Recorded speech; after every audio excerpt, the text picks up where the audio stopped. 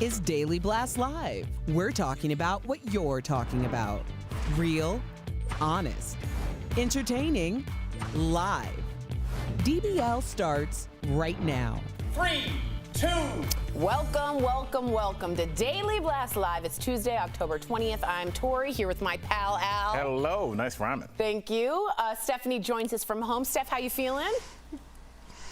Hey guys, I'm doing good. I hope you both are doing fabulous. I love your dress, Tori. Thank you. Sparkly from where I'm sat. It's very trying to be Jackie O, but I'm not close. You know that analogy? I like it. You're close. I appreciate that. Thank you. I like it. I like it. Thank you. Appreciate it. We do have to start off with some sad news. One of our most beloved Hollywood actors, Jeff Bridges. We love him. He has announced he has lymphoma.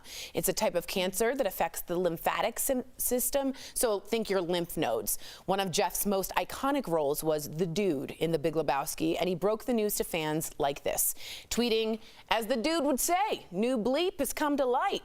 Although it is a serious disease, I feel fortunate that I have a great team of doctors and the prognosis is good.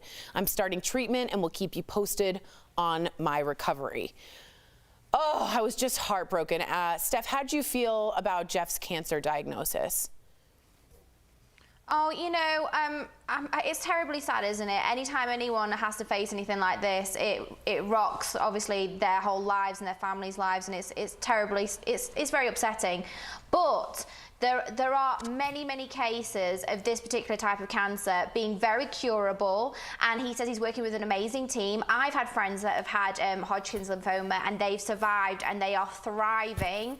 So I'm going to send him all the well wishes in the world. And now your lymph nodes, actually, I want to make sure I'm saying this right. So they're kind of tissues and organs that produce and store and carry white blood cells that can help fight your infections when you get sick. So it's very easy to get extremely run down when you have this. So I hope he takes lots of care, rest, and really takes care of himself. Yeah, I was going to say, Al, the lymph nodes, my grandfather had this. It's not great because it's right here. It's under the armpits. Right. They sort of, they're the highway of the body. What did you think when you saw this? You know, we're assuming that, you know, he has the best team working with him. Right. So that makes you happy. And it seems like they caught it, you know, it's, you know, there's never a good time to figure it out, but it seems like they caught it in the early stages. So, I mean, at this point, all you can do is hope and pray, and that's where we all are. I mean, cancer affects all of our lives in some way. There's no way around it, and, you know, this is just another sad situation. The Dude will abide, okay? The Dude will abide. We're thinking of you. Tiger King star Carole Baskin is the gift that just keeps on giving. The big cat rescue owner opened up about her sexuality during an interview with Pink News. She said despite having 3 marriages to men, she could have easily swung the other way. Take a look. I have always considered myself to be bisexual. Even though I've never had a wife, I could just as easily have a wife as a husband. As far as the way I feel about us, I think we are all one, and that we are all, I just don't see us as being different genders or different colors or different anything. Huh. She's always adding a little to herself. What do you think of this step that she's bi, that we're all sort of bi on the spectrum? A lot of people believe that we're all sort of fluid in that sexuality. But also, is this trying to do distraction so we don't focus on what a lot of people think may be a missing husband because of her? Or is she really bi? I mean, I'm sure, you know what, darling, I'm sure amidst the terrible dancing on Dancing with the Stars and this new revelation that she may be bisexual, she's going to be so flooded with offers, she's going to have so many people to choose from. And I mean, who wouldn't want to be with Carole Baskin, with a missing ex-husband, presumed dead, no idea where he is? She's had 3 of them, family that really don't want anything to do with her, and yeah, half of America hate her, so good luck with whatever you choose to do, Carole. I'm in your corner. Go, Carole. Yeah, but if That's half her dating America hates you, you got to widen that net. Yeah, I was going to say, does she have to widen it because so many people know her? Al, what do you think about the sexuality, fluidity, and of course, Carole Baskin? I think a lot of sexuality is fluid. I do too. I think that the idea that you're going to go through your life and just do it one way the entire time, whether it's your sexuality or your exercise habits or your whatever you're doing, I think your life goes through stages, and I think we do kind of all have a base setting, but I feel like we talk about, you know, hetero and homosexual, but we don't talk about asexual. Some people don't want to have sex. They want to have a partner. They'll have a lifelong partner forever. They'll have a discussion like maybe that partner can go have other relationships, but please don't involve me. That's not my thing. Some people are hypersexual. Some people are bisexual. And I think there's this entire spectrum when we only kind of focus on bisexuality as with the sexual part of it, but it's a lifestyle and it's a part of just saying, I just love who I'm attracted to. Yeah, well, interesting. Let us know if you're Carole Baskin fans or not, what you think of this situation. All right, happy news, better, happier news here. The cast of Happy Days is reuniting virtually, but appears a former castmate has been left off the invite list. Ron Howard, Henry Winkler, and Mrs. C, Marion Ross, who I interviewed and is now my close friend, are taking part in a virtual reunion in support of Wisconsin Democrats this Sunday. I saw that episode. Scott Baio, y'all remember him, who plays the Fonz cousin Chachi, will not be appearing with the rest of the cast. Scott is an avid fan of President Trump, tweeted, "What a shame to use a classic show like Happy Days about Americana to promote an anti-American socialist." Seeing that Scott was likely going to be a no-show, John Stamos tweeted, "Can I play Chachi?" Awesome! I'm with it. Brilliant! Stamos. Again, Tori, I think we missed a moment. Steph, I want to get your opinion on this. Brilliant. I feel like everybody's picked a side, and we're not going to talk to the other side. We're going to, we're going to push them aside. But how much tension? What great Zoom television this would be? You're right, to see. To see that dynamic and see them work around it, but knowing that there's real feelings underneath it. I feel like we robbed ourselves of a real moment. We all know where everybody stands. And can I just be honest, John Stamos, who didn't have a crush on Scott Baio? I mean, that was fluid, am I right, Al? But I will say that John Stamos fits that kind of character really well, that kind of Uncle Jesse kind of thing. What do you think, Steph? I don't understand why, because obviously, well, I think on our show, particularly, so Data Blast Live, we've got lots of different shows that you can watch them on YouTube and Facebook and catch up with all the different hosts and everyone's different opinions, but we all have different opinions, which is why the show is so freaking amazing, because we can share those. Well, so he can't come on and fight his little corner. I mean, it might be a bit controversial, but why not? Like Al said, the ratings would have been way more up and it'd probably been way more interesting. Do you not think? I do, and I think if it was a normal Republican-Democrat debate, like a Bob Dole or Mitt Romney kind of person, you would see that and it might be okay. But President Trump is so polarizing, and Scott Baio is such a fan. But that's what makes for entertaining television. So it's like, what are you trying to do here? If you're trying to get the Wisconsin Democratic voters out, I'm not trying to suppress the vote at all, but I'm pretty sure they're aware that an election is coming. I'm sure they're aware of who they're voting for, and I'm sure they're aware that they're a swing state. But I think if you have that other dynamic of the Scott Baio, it would be so much tension and so much. But it's a fundraiser for the Democrats of Wisconsin. But more people would watch, raising more funds. Yeah, but we want drama. drama. Why don't we just add Carole Baskin to it too and just make it a free-for-all? Baskin and Baio, the new band. It's so good. All right, sometimes you've got to block mom on Instagram. Speaking on Jimmy Kimmel Live, Emma Roberts, I think is supposed to be, says she posted these photos on her Instagram only after her mother revealed her pregnancy prematurely. She says someone pretending to be singer Jackson Browne messaged her mom on Instagram, and it all went downhill from there. Watch. Mom, definitely Jackson Browne is not DMing you. And it took like my sister going through her phone to be like, that's not Jackson Browne. And it was just, she got totally catfished. And then, it led to just interacting with my fans and, just thanking them for all their pregnancy wishes. Oh, God. It was a disaster. Okay, first of all, that's funny that her mom was like, Jackson Browne in the bag. But have you ever had to block a family member on social media? I've had to because of political differences, and I think that's relatable to a lot of people. Only this year. It's been a particularly divisive year. Usually we can have a debate. Did you unblock them? No. Oh, no. Okay. And they blocked me as well. It was a mutual unblock. There we go.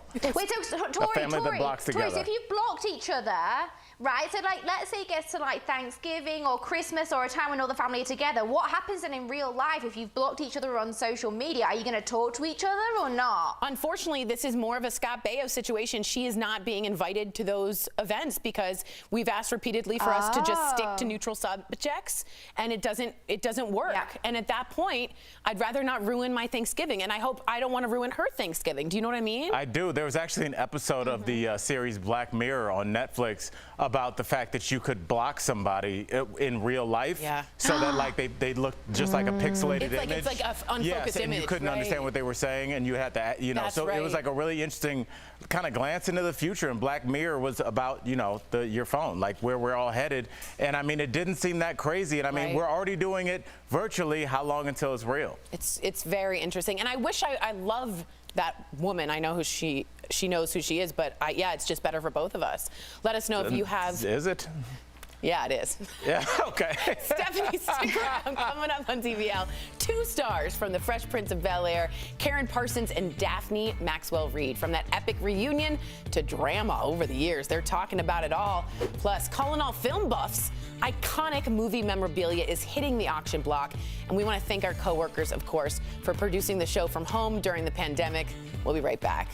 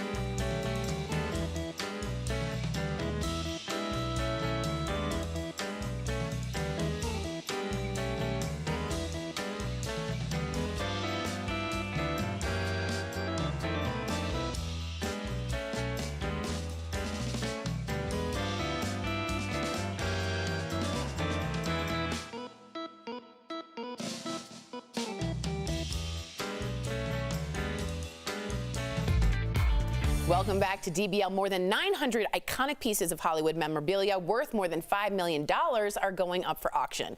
Here are some of the items. You ready? We should have some music. Yeah. Tom Cruise's bomber jacket from Top Gun. It's valued between $15,000 and $21,000. You can also get your hands on these sexy black zip-up boots worn by Julia Roberts in Pretty Woman. They could fetch up to $19,000. The Joker's fedora worn by Jack Nicholson in Batman is also up for grabs. And the lightsaber used by Ewan McGregor's Obi-Wan Kenobi in Star Wars Revenge of the Sith could sell for up to $155,000. All right, Steph, Al, is there anything y'all wanted to bid on that, or is there anything you think, oh man, I wish I had? Look at Steph. Steph, I don't have the money in my bank account. This is hypothetical. Who has that kind of money to drop $150,000 on a lightsaber that doesn't even work? I mean, what comes out of it? It better be like stardust or something. It works if you believe. Oh my gosh. I mean, I know this is so much money. Like, my little brain can't fathom that. It's like, wait, what? I mean, 20 grand for a jacket that Tom Cruise wore? Yeah, I would 20 think. grand? I think that's actually a really good price because these things only go up in value. If you think of like the boots that she sharpied. I mean, like, what are you gonna do with it?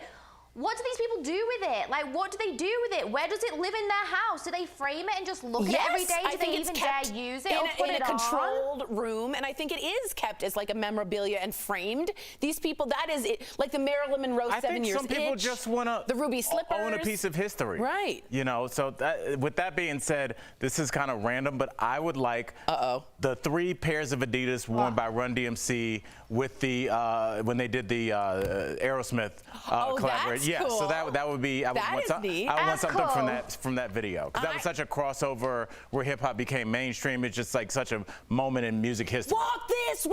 Yes. That's Run DMC and Aerosmith, and it was such a. You just sounded like an angry crossing guard yelling at people. Walk this way. Why did you say it like that? Because that's how it is. There's a lot of energy in there. Okay. You know what I would pick, Steph? I would have picked, and I would have spent millions if I had it on Indiana Jones's whip or hat.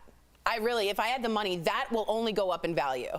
Why are you laughing? The hat, yes, but the whip. Maybe the whip's not good. No good with the whip. I think. Did I go too far? I think she's just let's make sure it's behind glass. This way. Going off on DBL. This Look has at been Steph. used. From the Fresh Prince of Bel-Air, Steph is like no go. Karen Parsons and Daphne Maxwell Reid, they dish about their upcoming reunion. That is coming up next.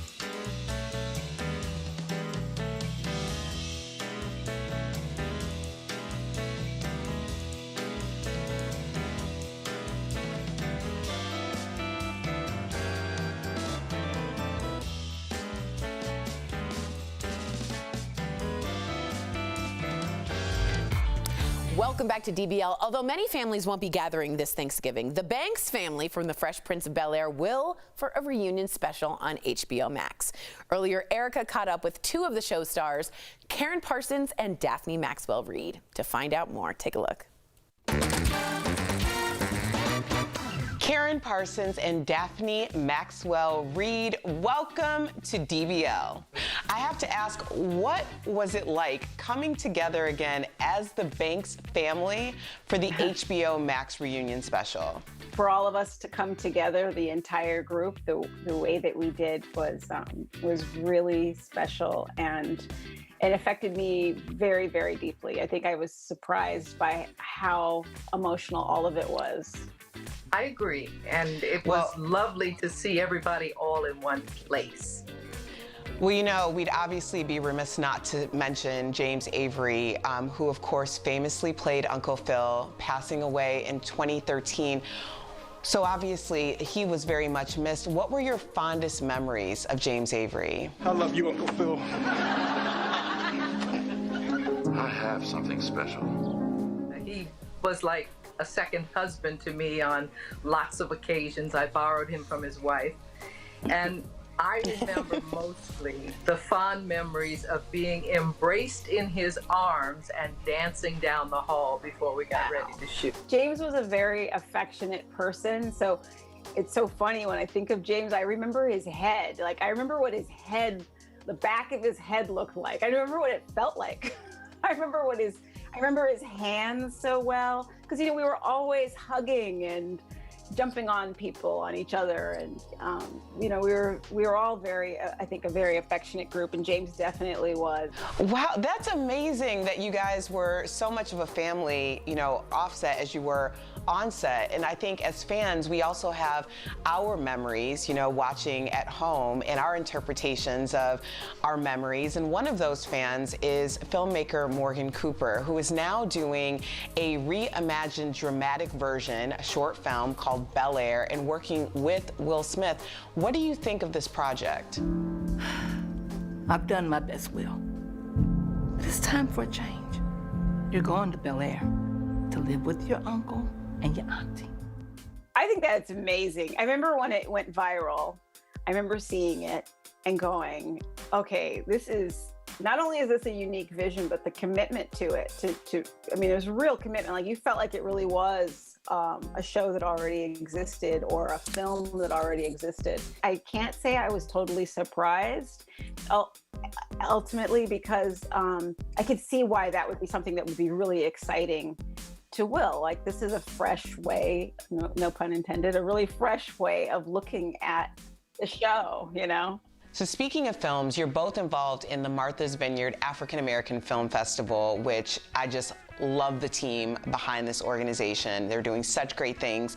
Explain how your involvement was different this year. This year, having it virtual seemed to not make any difference. It's just of its time and doing a great job of sharing filmmaking with the general public.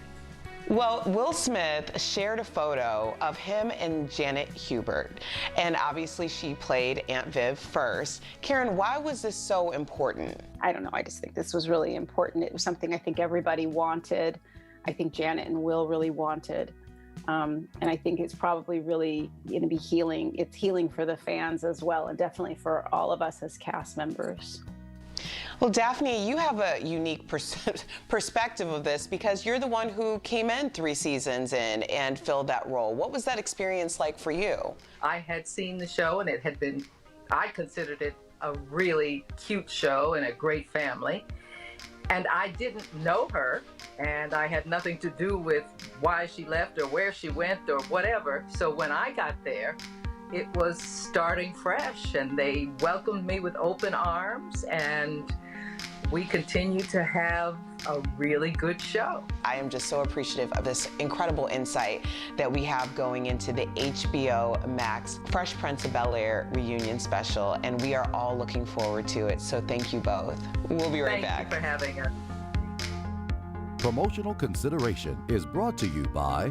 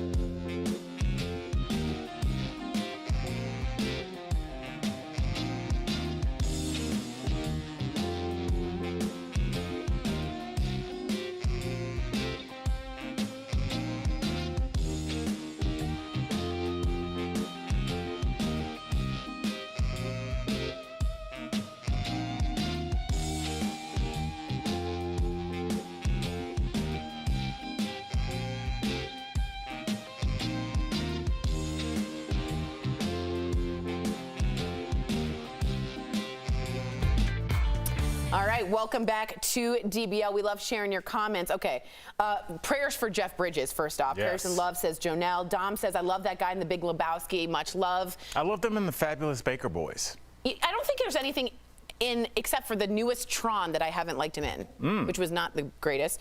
And then, Steph, get this, Carol Baskin, someone wrote, wouldn't it be something if Carol and Joe Exotic, this is Cynthia, put their differences aside and hosted a gay pride event next year? Do you think that could happen? Oh, I don't think that'll. Do you I think that should will happen? Never happen. No, I think if there wasn't, if Carol obviously didn't murder her husband, which is all these allegations, I think there would be a murder because Joe's tried to kill her, Yes. allegedly. She hates him. The fans would go crazy. That would be the worst idea known to mankind. I think Joe would put himself in that situation, though, for ratings, but I don't think Steph, Carol ever I'm sure would, my gay which would be brothers and very sisters sad. would love that. The leaders of the parade are potentially convicted murderer Yeah, right. and somebody that tried to murder that person. And they're like, yay! Enjoy. We'll see you guys tomorrow. Same time, same place. Bye, guys.